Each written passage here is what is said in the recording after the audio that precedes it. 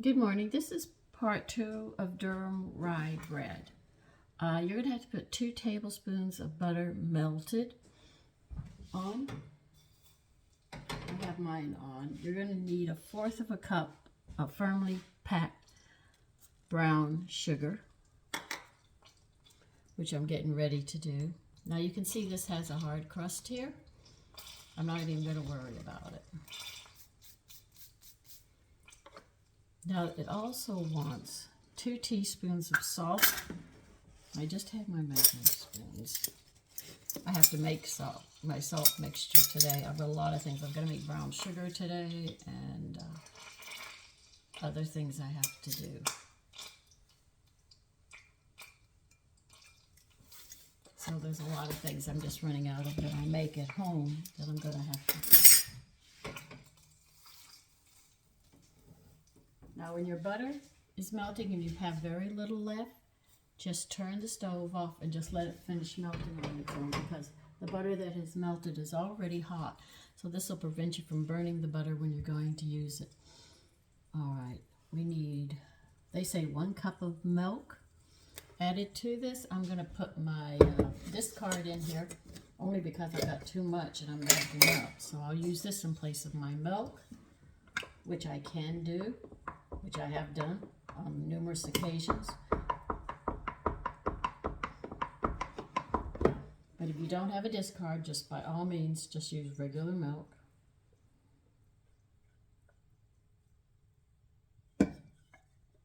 Using my discard will help bring up the twang of the sourdough, which I don't mind.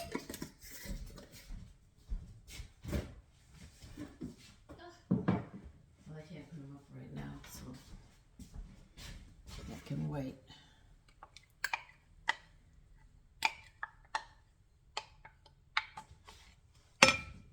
Well, this is sourdough I'm making. Adding the discard doesn't hurt because it's all the same thing. And the discard is just old, but it'll help bring out that flavor. All right.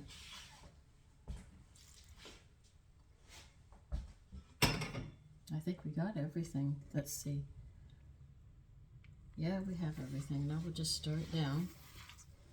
And never worry about the hard crust on top of sourdough. You just stir it right back in.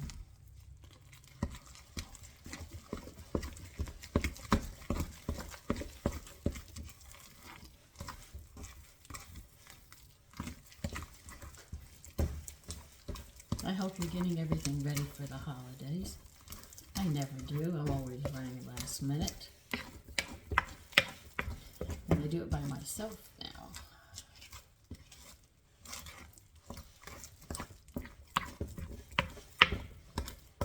Now the reason I'm mixing this before I add the rest of the flour is I want to make sure it's incorporated very, very well. If it's not, you'll end up with sections of sugar and this and that, and I did not want that.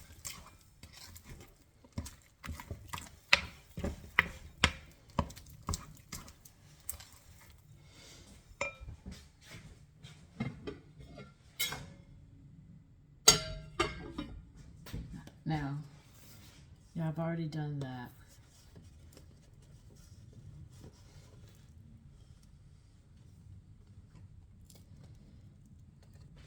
Okay.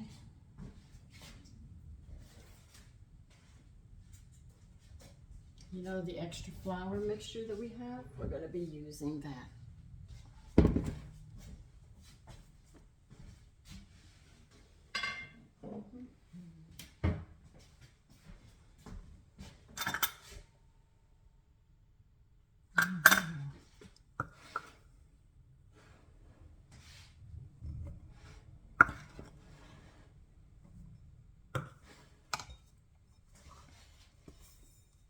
I just added a cup of flour. I want to get it a little stiffer before I move it onto the board.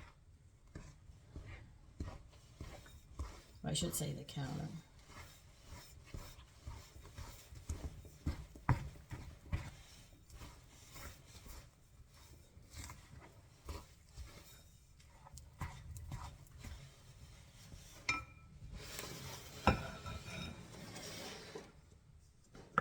Still a bit liquidy.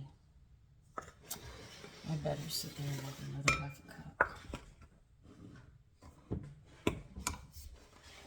I just want a little thicker to handle when I bring it out onto the counter and start the kneading.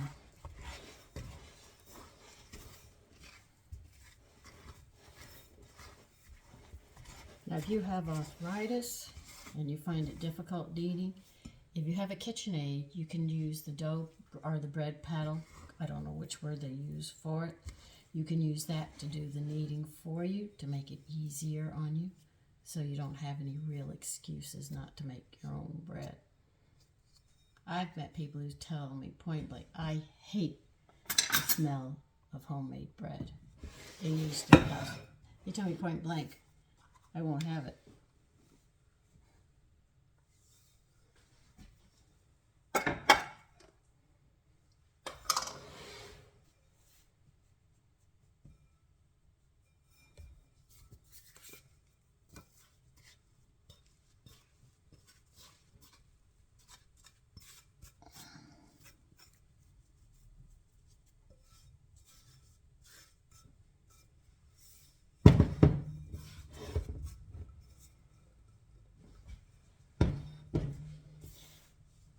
Now we're going to be kneading it and working this so we can get it. Now you can make 2 French loaves, or you can make 2 regular loaves. I am going to make French loaves today. And remember, because this is sourdough, it's not going to rise like in 30 minutes or so. You have to wait till, it doubles.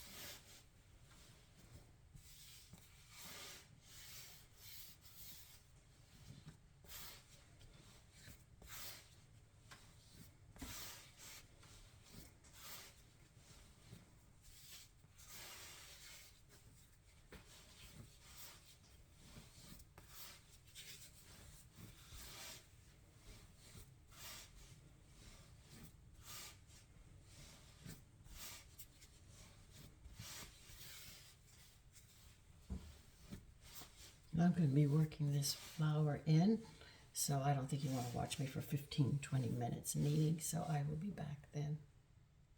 Okay, I noticed the discard couldn't get the last half a cup of flour into it because mine has taken all it's going to take. But I guess if you use milk, you'd be using the full amount, but because the discard is thicker, sometimes it interferes with the amount that you're going to take.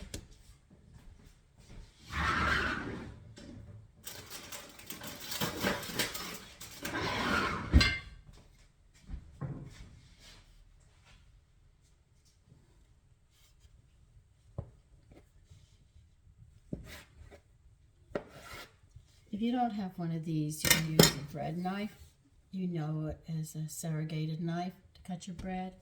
Or you could just pinch it with your hands or whatever you want. I'm always trying to get them about the same size. I never do, but I work on it. Let's see. This should be about the same size. What's wrong with you, Taffy? God, you're not dying. You want your treats, you're not getting treats today. If I give them to you every day, you'll go through them. Okay. I am going to make the French bread. Now, I got this from Amazon. Has holes in it and all. I'm going to take some parchment paper and put it here to prevent it from sticking in here so I can make these into French loaves.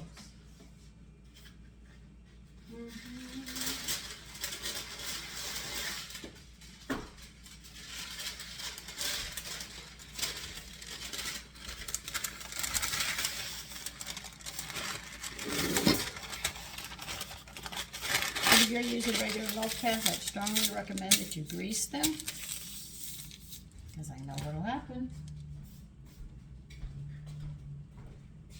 Oh, I should use scissors, Sam. Don't use your knife.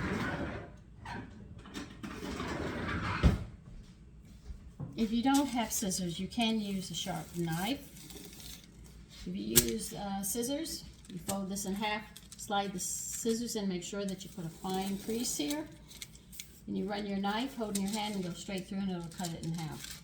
I'm going to use my scissors because I dull my knives all the time.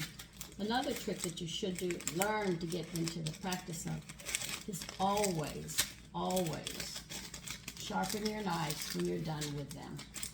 Just because if you want to sharpen them and keep them somewhat sharp, if you don't have your husband if he's passed or something, every time you use your knife, just make sure you sharpen them. And then next time you need them, you don't have to sharpen them before you need them. They're right there for you.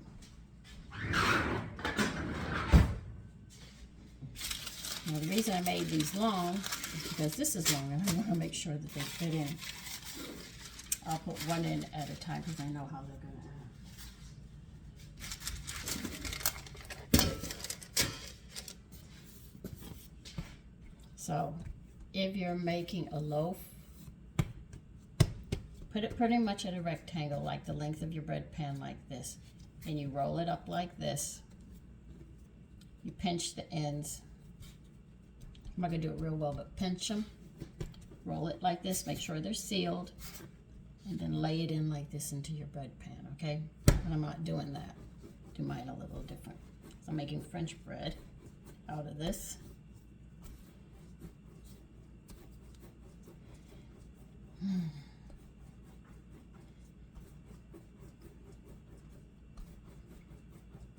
Actually, the way I rolled it, I just keep on rolling it. I think this is a good way of doing it.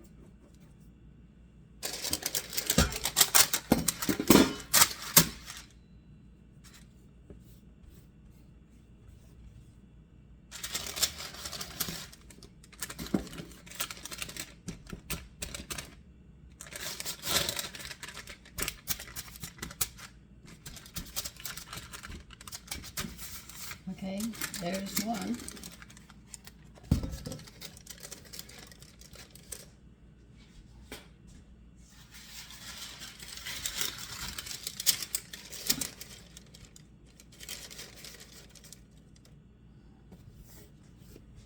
So it seems starting the French bread the same way works. I didn't think it would.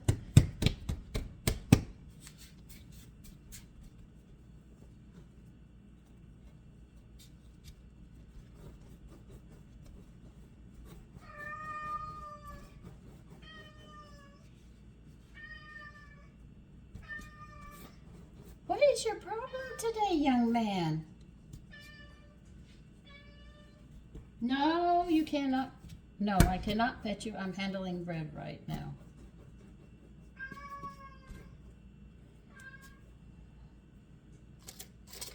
The reason I'm using parchment paper is so I don't have to sit there and grease this pan.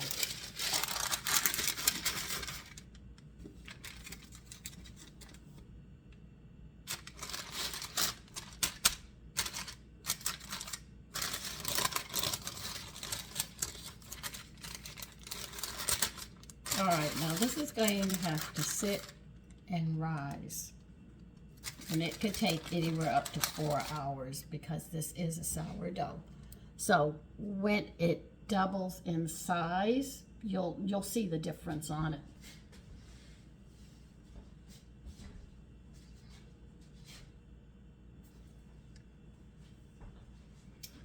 Okay, no matter what pans. Now, if you're using loaf pans, remember it's got to come up 1 inch above the rim. All right, we're going to be baking it at 375 for 45 minutes, and that's how it's going to be. Now, because I'm making French, I'll probably put slashes in it to give that French look. Okay, so I'll show you when I go to do mine, but I will be, am I going to pause this? It depends upon how long this is going to rise. Okay, I just don't know. So I have to go put it in the other room. If I close this off, there'll be a part 3 for just the baking and preparing it to get it in the oven, okay? So either it'll be part 3 or this part, just depends on how long my phone will be paused.